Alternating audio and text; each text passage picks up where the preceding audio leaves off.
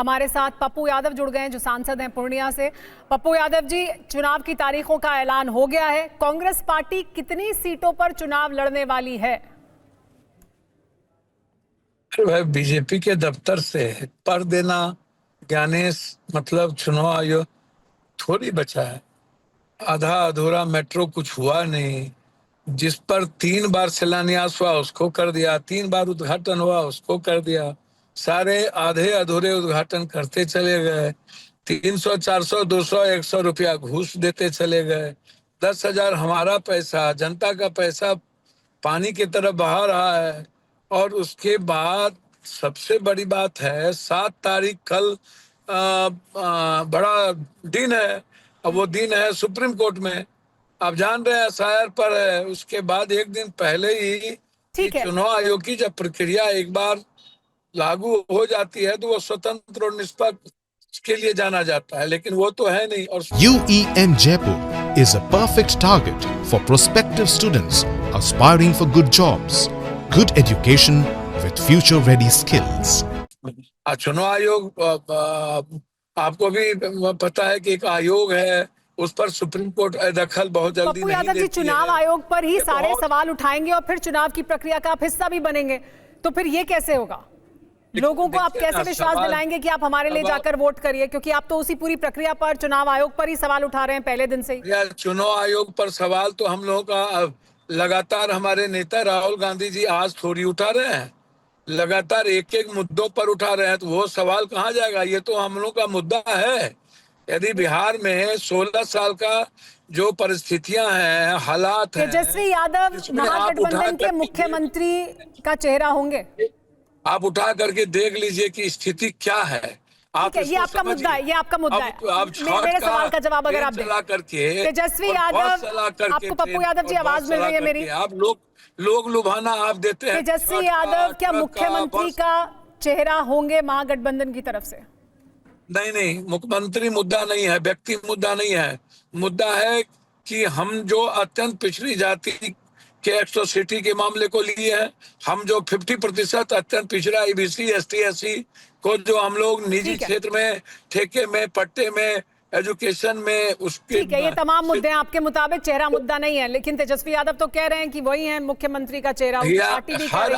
हर आदमी को राइट है कहने का, लेकिन महागठबंधन ने कोई ऐसा फैसला, हमारे नेता ने, कांग्रेस ने अभी तक नहीं किया है। उनका सीधा है एनडीए लोकतांत्रिक मूल्यों को जो एनडीए रौंद रही है और गलत अधिकार होंगे आपके मुताबिक चुनाव में।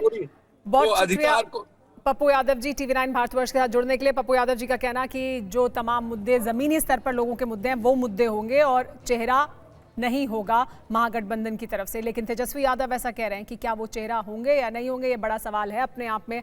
हमारे साथ आरजेडी से लारेब मौजूद हैं। लारेब, आरजेडी तो कह रही है यादव जी इसमें कहीं कोई संदेह नहीं है, कोई चेहरा होंगे तेजस्वी यादव मुख्यमंत्री का। कांग्रेस पार्टी ने साफ नहीं किया है, राहुल गांधी ने नहीं कहा है, तो क्या होंगे मुख्यमंत्री का चेहरा, या इस पर बात फंसी रहेगी? आकर मैं ही करूंगा, आप बिल्कुल बेफिक्र रहें।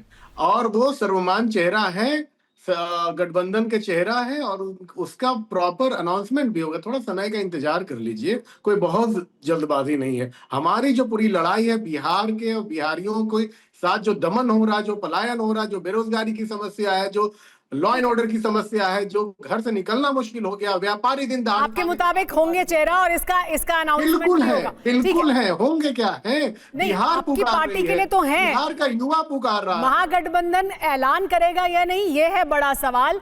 हर्षवर्धन जी, क्या आपको लगता है कि ऐलान होगा? क्योंकि नारायण कह रहे हैं कि ऐलान होगा। कांग्रेस पार्टी की तरफ से इस पर कभी भी कोई पक्ष साफ नहीं किया गया है, राहुल गांधी ने इस पर अपना पक्ष साफ नहीं किया है। क्या लगता है आपको? नहीं, देखिए सुमेरा, मुझे लगता है कि अगर वैसे देखें तो राहुल गांधी की योजना में कोई दिक्कत नहीं दिखती। अपनी पार्टी को बड़ा करना है, अपनी पार्टी के नेताओं कार्यकर्ताओं को एक तरह से मनोबल बढ़ाना है।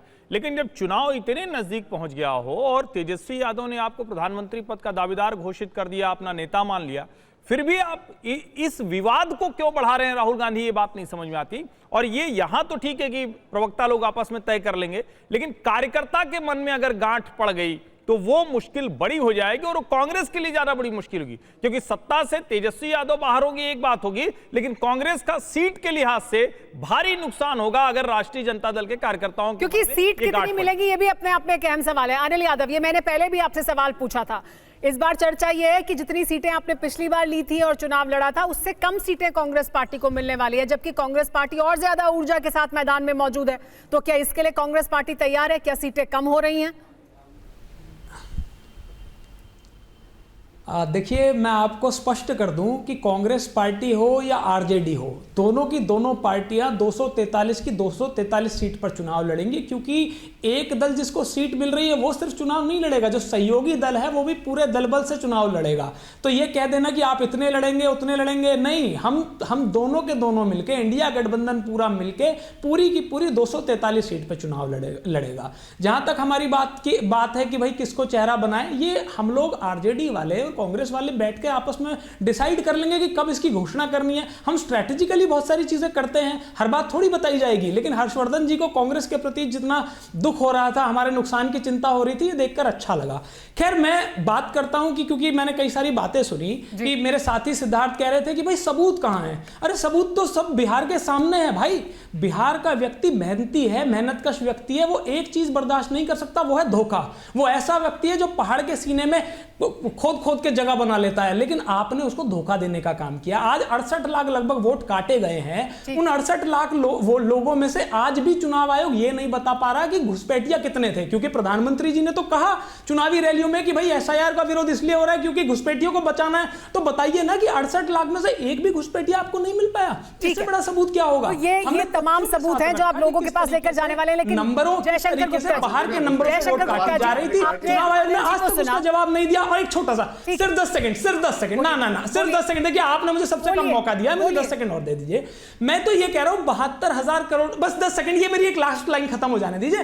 72,000 करोड़ रुपए के घोटाले का आरोप सीएजी ने लगाया है। सीएजी यानी कि सरकारी संस्था, केंद्र की सरकारी संस्था ने यह कहा है कि 72,000 करोड़ बिहार के विकास के लिए आया, जिसमें से 40,000 करोड़ की पर्चियां उपलब्ध नहीं करा पा रहे हैं बीजेपी वाले और इनके सहयोगी की ये विकास कहां किया है, क्योंकि विकास कहां हुआ है, भ्रष्टाचार मुद्दा है। लेकिन जयशंकर जी आप नहीं दे पा रहे हैं, सीट बंटवारा क्या मुद्दा बनेगा? क्या उससे अड़चन पैदा हो सकती है? मुख्यमंत्री का चेहरा महागठबंधन में, क्या वो मुद्दा बन सकता है और क्या उससे अड़चन पैदा हो सकती है? नहीं सुमेरा जी, देखिए सीटों के बंटवारे को लेकर के झगड़े तो दोनों गठबंधनों में होंगे। जी बिल्कुल।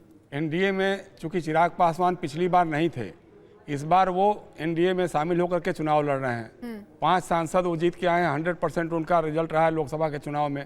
तो उनका दावेदारी है कि 25-30 सीट से कब हम लड़ेंगे नहीं। माझी जी अलग से कह रहे हैं कि नहीं 15 सीट नहीं मिलेगा तो हम नहीं करेंगे। ठीक।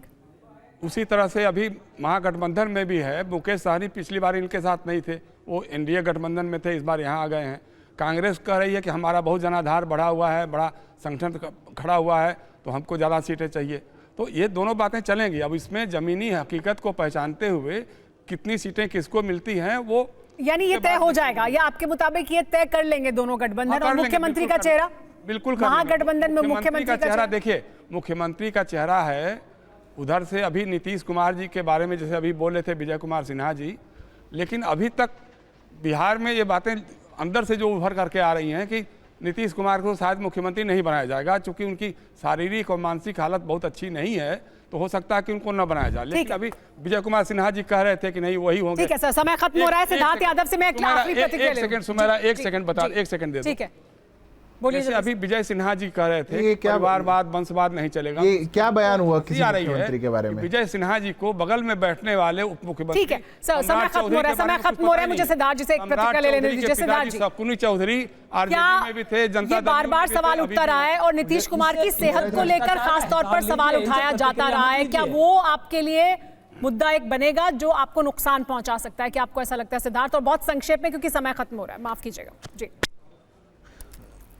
सुमेरा जी, बिल्कुल भी नहीं लगता। ये राजनीतिक मौका परस्ती है कि जब चुनाव आए तो इस प्रकार के ओछे बयानबाजी, ओछे आरोप लगाए जाएं। वो उस आरोप में हर प्रकार का आरोप शामिल है, ना उससे पहले ये बात कही जाती थी ना बाद में। पर आपने डिबेट जिस बात से शुरू करी थी, मुझे लगता है कि अंत भी उसी बात पे हो रही है।